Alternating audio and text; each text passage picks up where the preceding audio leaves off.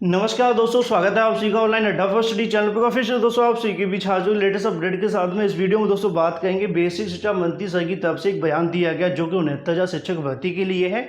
साथ में बयान सुनाने के साथ साथ दोस्तों मैं आपको इसका विश्लेषण भी बताना चाहूँगा कि आखिर 31,000 भर्ती आप सभी की शुरू क्यों की जा रही है। ऐसा दोस्तों मंत्री जी की तरफ से भी बताया गया है। उनका कहना है कि बेसिक शिक्षा विभाग के अंदर पहले 31,661 को नियुक्ति पत्र दिए जाएंगे।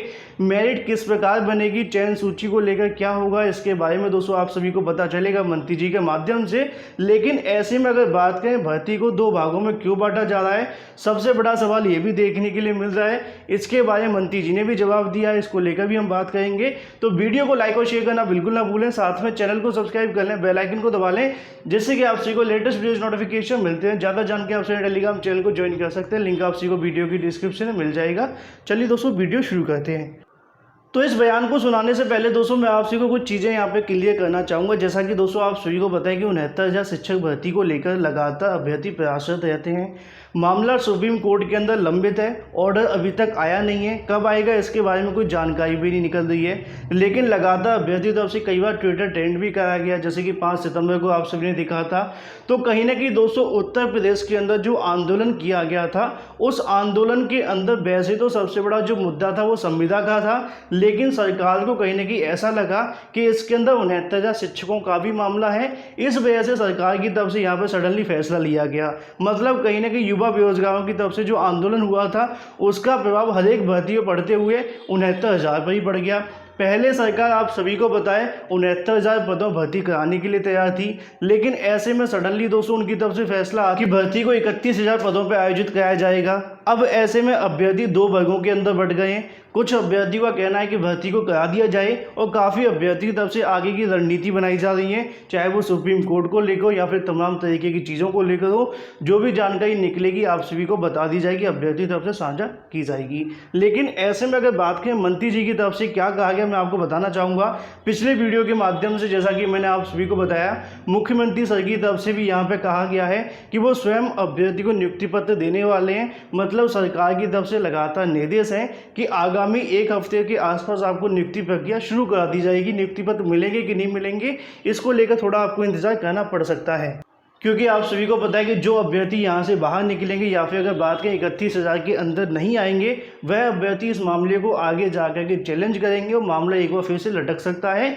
इसी वजह से कहीं ना कहीं बार बार आपसे कोई जानकारी दी जा रही थी कि अगर 69,000 शिक्षकों को एक साथ नियुक्ति मिलती तो मामला यहाँ पर नहीं लटकता, क्योंकि आप सभी को पता है कि जो सुप्रीम कोर्ट का आदेश आएगा उसके अनुसार फाइनल नियुक्ति आपको देखने के लिए मिलेगी। सरकार को जो अंतरिम आदेश दिया गया था वो पहले दिया गया था, लेकिन बाद में आप सभी को बताइए जब ऑर्डर रिजर्व हो गया, सरकार भी कहीं ना कहीं 69,000 शिक्षकों को इंतजार कर रही थी। सडनली आधे पदों भर्ती को लेकर डिसीजन हुआ है। तो पहले आप सुनिए दोस्तों मंत्री जी को, जिनकी तरफ से यहाँ पर बताया गया है कि दो भागों के अंदर भर्ती को क्यों बांटा जा रहा है, भर्ती शुरू क्यों हो रही है, उसका रीज़न क्या है। उसके बाद दोस्तों हम इस मुद्दे पर और बात करने वाले हैं। अब आस्था जी, ये तो वही लोग तय करें क्या चाहते हैं, क्योंकि जब भर्ती नहीं हो रही थी तब लोग कह रहे थे कि मैं थोड़ी सी इसकी पृष्ठभूमि बताना चाहता हूँ। अगर मामला माननीय सर्वोच्च न्यायालय में नहीं गया होता तो ये दुनिया के इतिहास में दर्ज हो जाता कि जब पूरी दुनिया में और देश में लॉकडाउन चल रहा था और कई सारी जगहों पर लोगों की नौकरियां जा रही थीं, उस समय उत्तर प्रदेश की योगी सरकार जून के महीने में 69,000 लोगों को नौकरी देती।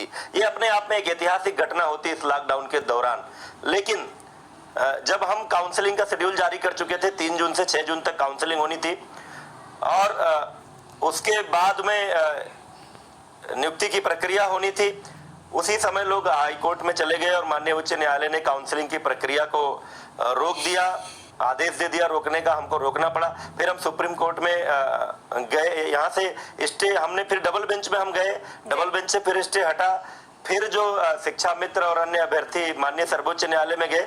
सर्वोच्च न्यायालय ने एक बात कही, उनका कोई एक आकलन था, चाहे इन लोगों के तर्कों के आधार पर रहा हो या जैसे भी, कि लगभग 37,000 पदों को रोक करके आप चाहें तो शेष पदों पर नियुक्तियां कर सकते हैं। हमको ये उम्मीद थी कि जल्दी सुनवाई पूरी होगी, निर्णय आ जाएगा तो पूरी भर्ती एक साथ करेंगे, क्योंकि सरकार की उत्कट इच्छा थी कि ये 69,000 की भर्ती पूरी हो, इसलिए हम फैसले का इंतजार कर रहे थे। लेकिन जब उसमें विलंब हो रहा था तो यही अभ्यर्थी अधीर हो रहे थे, बार बार हमको और माननीय मुख्यमंत्री जी को मैसेज कर रहे थे, जनप्रतिनिधियों के माध्यम से वो अपने प्रतिवेदन दे रहे थे कि ये भर्ती शीघ्र शुरू की जाए, जितने पर कोर्ट की रोक नहीं है उतने पर शुरू की जाए। तो ये बांटने का कोई सवाल नहीं है। अभी तो माननीय सर्वोच्च न्यायालय के निर्देशानुसार हम मेरिट में ऊपर से लगभग 31,000 लोगों की भर्ती करने वाले हैं। एक तरह से आधा लाट भर्ती हो जाएगा, निर्णय आ जाएगा तो शेष भी प्रक्रिया पूरी कर लेंगे। इसमें बांटने जैसी कोई बात नहीं है। तो यहाँ पे दोस्तों आपने मंत्री जी को सुना, जिनकी तरफ से इसके बारे में बताया गया कि लगातार अभ्यर्थियों की तरफ से, छात्रों की तरफ से प्रत्यावेदन दिए जाते थे भर्ती शुरू करवाने के लिए। यहाँ पे अभ्यर्थी करने की रिक्वेस्ट करते थे।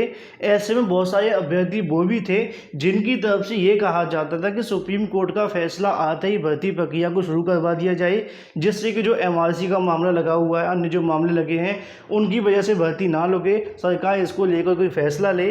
तमाम तरीके के दोस्तों अभ्यर्थी बार बार वहाँ प्रत्यावेदन देते थे, मतलब उनकी तरफ से वहाँ पर जाकर के एक रिक्वेस्ट के तौर पर मुलाकात की जाती थी। लेकिन अगर बात करें बेसिक शिक्षा मंत्री सर को लेकर, आपको याद होगा जिस दिन दोस्तों सरकार की तरफ से फैसला लिया गया है, उससे अगर बात करें 24 घंटे पहले देर रात को मैंने एक वीडियो डाला था जिसके अंदर मैंने आपको सुनवाया था मंत्री जी का बयान। उनका कहना था कि 69,000 शिक्षक भर्ती का जो मामला है वो सुप्रीम कोर्ट के अंदर लंबित है, जैसे ही वहाँ से फैसला देखने के लिए मिलेगा उसके बाद में भर्ती प्रक्रिया शुरू करवा दी जाएगी। संविदा को लेकर ही बयान दिया गया था। लेकिन उसके 24 घंटे बाद में सरकार की तरफ से सडनली यहाँ पर फैसला लिया गया कि अब 31,661 पदों में भर्ती कराई जाएगी। मतलब एक आधे भाग के अंदर दोस्तों भर्ती आपको देखने के लिए मिलेगी। साथ में मेरिट को लेकर एक बार फिर से दोस्तों आप सभी ने सुना, अगर हम बात करें दोस्तों अखबार के अंदर भी आपको ऐसी न्यूज़ देखने के लिए मिल रही थी कि जो मेरिट होगी उसमें ऊपर से अभ्यर्थी को उठाया जाएगा। ऊपर से का मतलब होता है, जैसे कि आप सभी को बताएं, मान करके चलिए जैसे कि जनरल की जो कट ऑफ गई थी वो 67 गई थी। अब 67 के आसपास जो अभ्यर्थी होंगे उनको ले लिया जाएगा।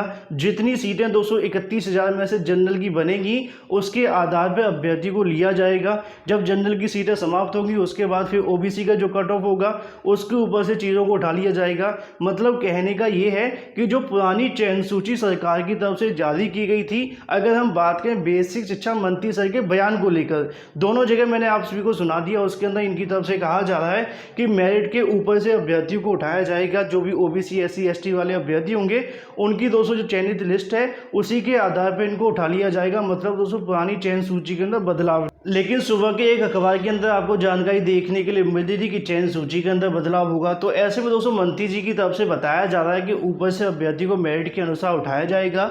बाकी जैसा कि दोस्तों मैंने आप सभी को बताया है, कल SCRT खुलेगा, सुबह से ही अभ्यर्थी वहां जाकर दोस्तों अग्रिम रणनीति को लेकर जानकारी ली जाएगी कि किस प्रकार आगामी भर्ती को आगे बढ़ा रहे हैं और बढ़ाना उचित है या नहीं है, इसको लेकर भी चीज़ें होंगी। और उसी के बाद में आगे की जो प्रक्रिया या सुप्रीम कोर्ट की बात करें या फिर जो अभ्यर्थी चाहते हैं कि भर्ती करवाई जाए ना करवाई जाए, तमाम चीज़ें दोस्तों आपको कल से देखने के लिए मिलने वाली हैं। काफ़ी महत्वपूर्ण दिन रहेगा। ऐसे में दोस्तों इंतजार है, जैसी अधिकारियों से मुलाकात होगी या कोई अपडेट निकलेगी सबसे पहले आप सभी को ऑनलाइन अड्डा फर्स्ट स्टडी चैनल के माध्यम से मिलती रहेगी। मुझे उम्मीद है आप सभी को वीडियो पसंद आया होगा। वीडियो पसंद आए वीडियो को लाइक और शेयर करना बिल्कुल ना भूलें।